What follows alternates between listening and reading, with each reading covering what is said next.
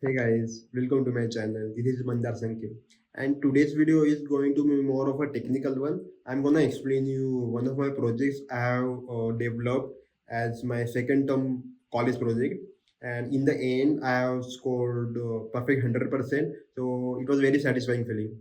So I'm not gonna do the live coding. I'm going to go through the code I have built, and also I'm going to share you the challenges I have faced while developing this project. And in the end, I'm going to share you the tips, like if you are a new developer, so that it can help you to improve faster. So let's dive deep into it.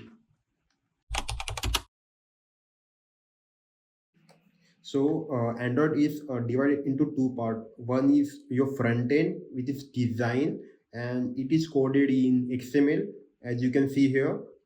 And you can use this command component tree like palette to drag and drop your components. And your next part is the logic part, which is you can code it either Java or Kotlin. So in these projects, using the Java. So let's start with the main activity. So as you can see, this is the basic main activity. It has a one start button, and if I click the start button, you can see there is a on click listener for the start button. If you press the start button, this code is gonna be hit, and it is starting the activity of the login, which is which basically means if I press the start button, it is going to load the login page. Yeah, like this. So in the Android terms, it is called using intent. So if I use intent, I basically make the request to the emulator to behave in a certain way. So here is the login activity part, and here I used a Firebase authentication. So I read the documentation of the Android Firebase authentication. I copy pasted it and I developed it using my logic. So I'm basically creating the user, and also the if the user already exists, I'm going to directly log in the same page. So as you can see, I have created a user with with this email. So copy and paste. It's not pasting. Okay, I'm gonna type it out. And see, I'm now written the wrong password. So yeah, it is a authentication failed. So it is working. I'm now using the correct password and pressed. So here, similar to the last page, it is also using intent. So yeah, so here, if I press the login button and if all the details are correct, it will go to the product activity class, which means our product page. So let's see if it works. It doesn't work. My password must be wrong.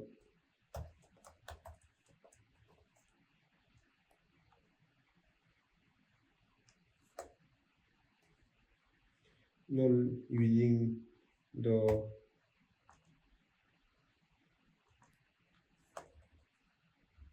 yeah, I'm now using the different mail and creating the user. Yeah, so yeah, this is the login functionality. So basically, I used a different mail to log into my Android project.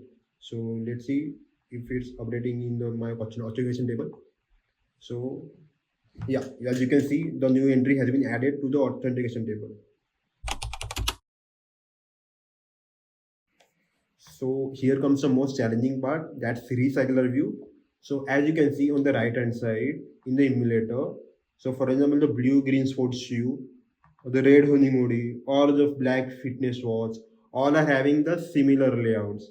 It kind of makes very consistent and beautiful layout. So the way to do is to use the recycler views.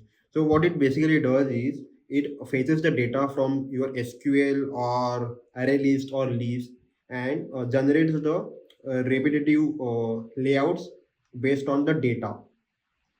So here, firstly, I'm going to explain you the XML files. That's the design part, and then we will dive in deep into the logic part. So here is the XML for the like recycler view is divided into two parts. The first is the basic main XML in which the recycler view is defined. So here you can see the logout and go to cart button. These are not a part of the recycler view, but you can see now the recycler view of the ID R view, and it generates. It is basically a container to repeat the data, and in the products list XML, you can see here basically this is the like placeholder design to repeat the data. So if I have like five data in my list or table, it will repeat this design one after the another one, and obviously the data will change. So the image and title will change based on the data on the table we have. So that was the basic overview of the designing part. So we will now dive deep into the logic part. So similar to the design part, even the logic part is divided into the two files. First is the product activity and second is the product adapter. So let's just start with the product activity. So it is activity for the whole like our whole layout that which includes the logout button, go to cart button, and relational like recycler reviews also being defined here. So let's just start from the your basic. So the buttons like I'm using the find my view by ID to fetch the details for the buttons so that we can use it later. And here I'm setting the recycler view as my linear layout. And in the next part, this is the most challenging part, that's the DB part, which I'm going to explain you later. So basically I am using SQL room database for it, and he is basically makes the connection, building the database and connects to the database. And it now here it is inserting the data in the database, which we will look later. And then all the data for the R view, recycler view is coming here in the form of list from the table. Then we have go to cart and logout button set on click listeners, and that was it for the your first page for this logic. And next, I'm going to explain you the most important logic for the recycler view. That's adapter. So all the logic for the individual items, like for example, range running hoodie, black fitnet watch, are coming here. So this is basically a standard format for the recycler view logic. So we are gonna use the view holder class, which basically holds the view as it is suggested by the name. It's creating the instance and holds the view, and then the onBind view holder class is the holds the actual data for it. Then the get item count class, it basically returns the number of items it have in the recycler view. And then is the most important class, the view holder class, static class. So it is like having on click listener for the card, entire card. So if I click on the card at any position, it will generate this code. And then again similar, the it is making connection request to the card table. This is another table, and this is the go to card button. So it was the base. So that was the basic overview of the recycler view. So on the next part, we will dive deep into the SQL room database. So we will now see the implementation of the SQL room database. So here we are basically building the database and connecting the database. So we are running in the main thread. It is not recommended actually, but since like I was new, I didn't like had knowledge, so I am running this in the our main thread. But I recommend using the different thread. So if the data is huge, it won't like slow down your application. So in the next part, in this logic, so I've written logic like if the table doesn't have any data, it will insert this data. Again, it is not recommended to write like this, but since we were instructed, I have to do like this only. So here, if the data like is not present in the table, it will insert the your basic table data like all the main images, prices, description, type of your product, and name of the product. So here I'm inserting I think eight data for this. So next, I'm gonna be calling the DAO class to return all the data in my products table. Sorry. So as I mentioned earlier, we are not gonna use the like DAO directly. We're gonna go through the abstract class for it. So products DB is the instance of an abstract class. Your product database products DB dot products DAO is the DAO class, and then the method of the DAO class, that's list product here. So it basically runs this query. Select star from products and it will return all the products as a form of array list here. Then it will attach those records in the m adapter class, that's a recycler view class, and then it will set the adapter. So that was it for the basic overview of SQL room database. I hope I made this clear. So in this project, I have used SQL room database to make a connection and fetch the data and store the data. So for the SQL room database, it is divided into three parts. One is the your products DB class. So in this class, we're gonna initialize all the columns which we're gonna use in our table. So for example, this is the table name, that is the class for the table name products, and these all are the columns of the products. For example, main, image, ID, all are columns of the this products table. And then we're gonna use the constructor for all the columns, and then in the end getters and setters. So that was the first part of the SQL room database.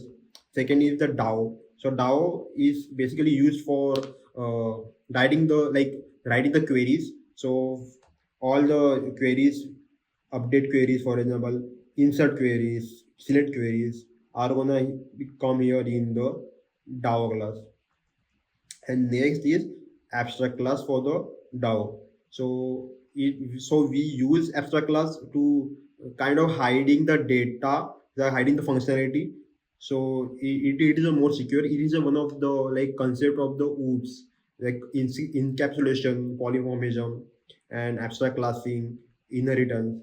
All are very important if you want to learn the Android coding and basically Java coding or the OOPS coding.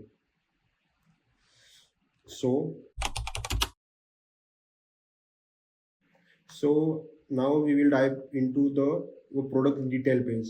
So, as I mentioned earlier, in our product adapter class, so if I click on any card view, if I click on any card view, it will open up the detail of this particular table for a particular data.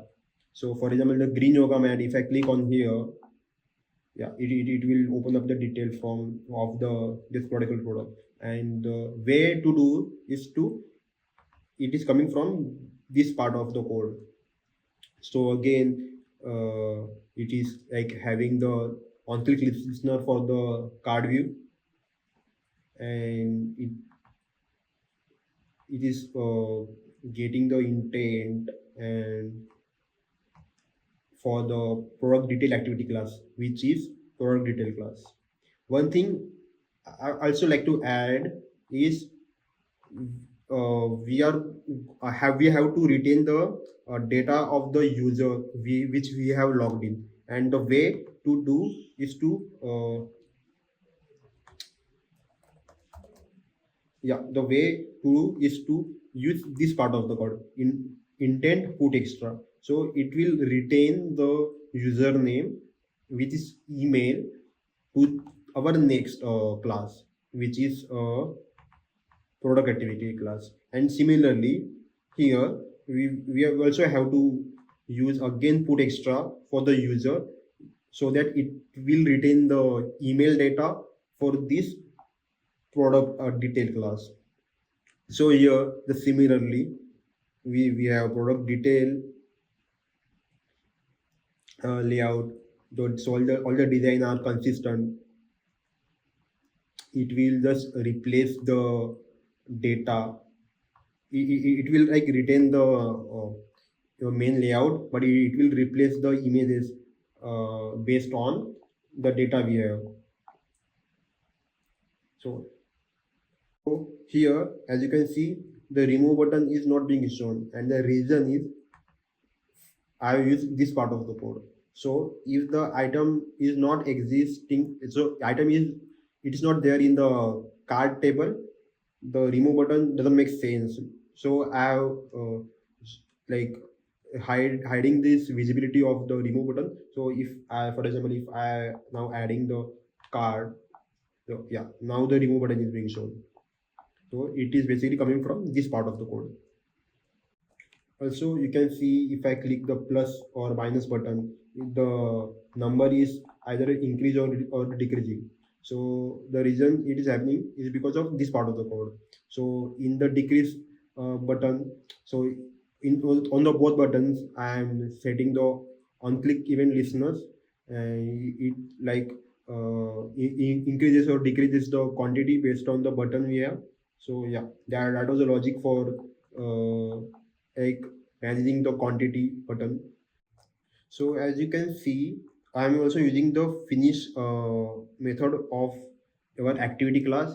So the reason to like reason of using this finish is, so as you can like if you notice, if I click on add to cart button, the same page I'm reloading again. So sometimes what happens is, if I press the back button after reloading the same page, it again the reloads the this page using the previous data.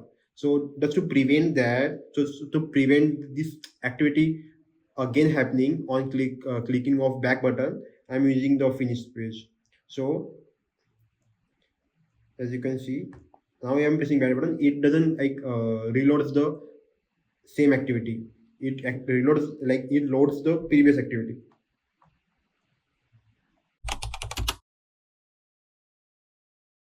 So now we will see the go to cart functionality.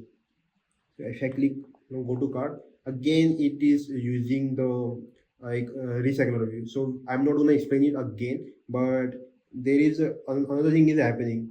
So as you can see, if I change the uh, quantity, the price is also like price is updating straight away. It doesn't reload the page or anything. It reloads just straight away. If I remove the one item, it again reflects the price straight away. So the reason it is happening is because in every even in the remove button or the decreased or increased quantity button, in the end I have used these codes like notify item change, notify data set change, and listener on card removed. So it is like very important if you want to reflect the data straight away.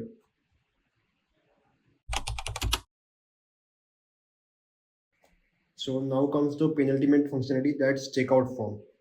So as you can see, like I am using the basic validators for the name, email, and phone number, and also I am partially masking the card number.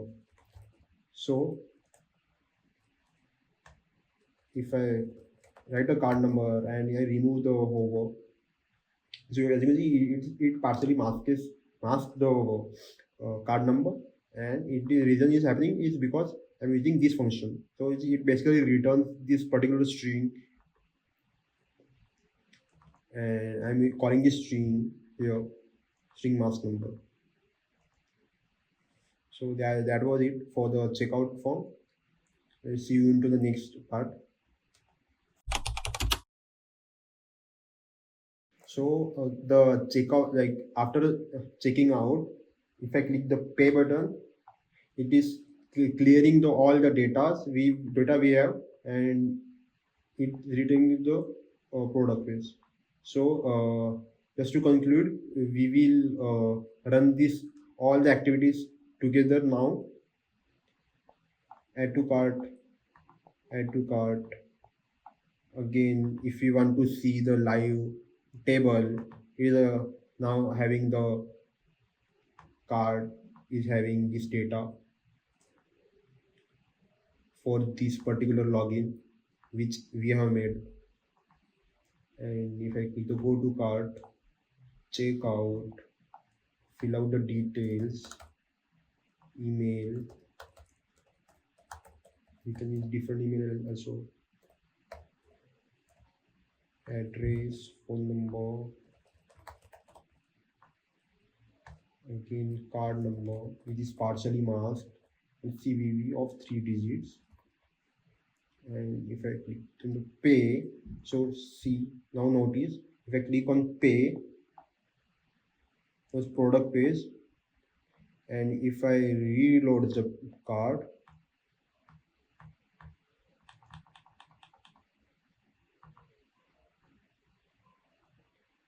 if I reload the card, yeah, as you can see,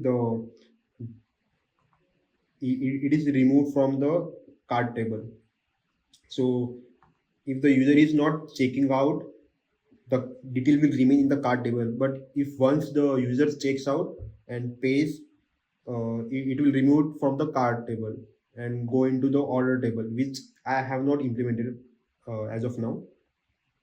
So that was it for this project. And next part, we will like I'm gonna explain you the challenges I have faced while creating this project.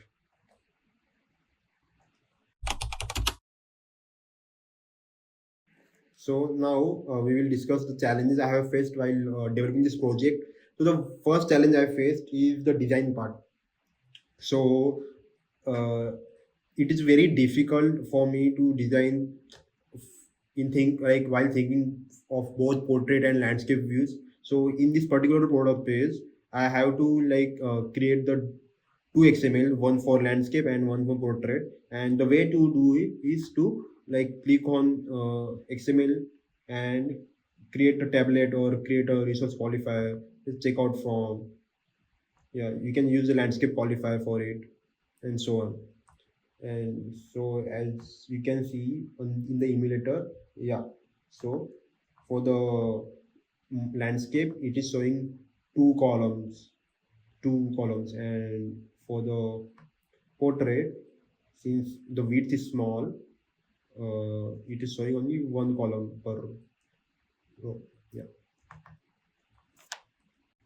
the next challenge I faced is like how heavy the IDE is. So Android Studio is very heavy in size, and I recommend the personally I have developed this project on i7 3050 RTX my machine, and if you have any like lower machine than that, you will struggle running this project because it is also like running the emulator side by side, so it is very resource consuming.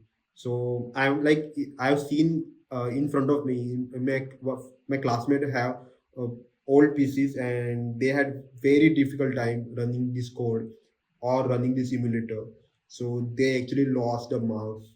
So I recommend for having like invest into the good PC if you want to be an Android developer. The third challenge I have faced was once I wanted to change the package name for the project, and like I have spent entire day while changing the package name, because like I was changing in the one location, the build was failing. Then I had to research into the Stack Overflow, and like it is very complicated process. So I don't recommend changing the package name. So if you want to change the package name, what you can do is basically take a backup of your current project and then work on that. So don't do on your main file. That is a highly recommended. So now in the end, I will tell you the tips how to be a good Android developer. So if you want to learn Android efficiently, like I recommend don't use Chat GPT. So in my time, so like I have been developing application since 2020 year, and at that time the chat gpt was not that prominent, so I had to go into the Stack Overflow and uh, do research. So what happens is if you research on the Stack Overflow while solving the problem, so you will get to learn a lot.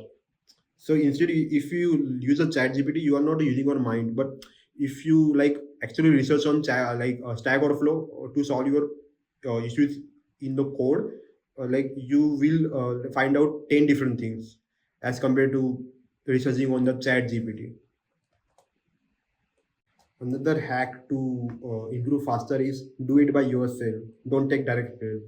So you can spend a month or 2 months to solve the issue, but you will learn hundred or thousand of different things. It will improve your knowledge, and the more you debug, the better you learn, which I believe. So try debugging your code, try learning debugging. So you don't know how to debug, first learn that. It will fasten up your process of learning Android. The third tip is be patient.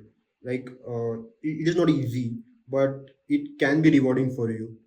So if you are getting bored of Android, switch to .NET and C Sharp. So the even I have learned Android in past 4 months only, but like the reason I grow rapidly is because I had previous experience with C sharp coding. So if you don't love Android, that is completely okay. Switch to .NET and C sharp, and then again come to Android. You will definitely feel the difference, because the reason is C sharp and Java are like interchangeable coding, as I believe. Both are having the OOPS concepts, object oriented programming. So if we learn any of that, you can easily switch. The final tip is tip building projects. It will not only improve your knowledge, but it will also increase chances of finding getting the job, because you are adding the project in your portfolio, upload it in your GitHub, uh, upload it on the link, show it on the LinkedIn. It will definitely rewarding for you. So that was it, guys. I'm also gonna upload the code which I have explained just now in my GitHub repository, and I will share the link with you guys in this YouTube description, so you can find that. Also, connect me on LinkedIn and connect me on Instagram. I have given the links on the description. So let's see you all in the next video. Thank you. Adios.